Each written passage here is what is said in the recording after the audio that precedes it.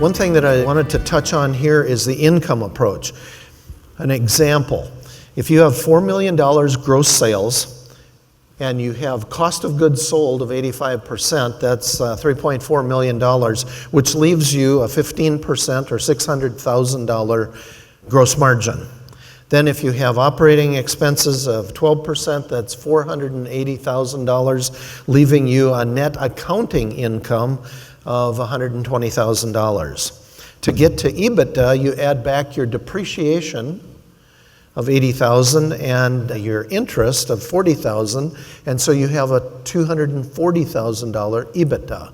That's a term that really means what kind of cash do you have available for debt service? It really kind of comes down to that. Here we have EBITDA of $240,000, and to get to the appraiser's net operating income, we add a couple of expenses to that. We put reserves for replacement, money that you put into an interest-bearing account for the eventual replacement of equipment or structures. And so that is reserves for replacement. And then we add back interest on working capital. And in a grain elevator, we're typically taking a month and a half of gross sales and multiplying it by an interest rate. So in this case, we started out with an EBITDA of $240,000, and we have an appraiser's net operating income of $197,000.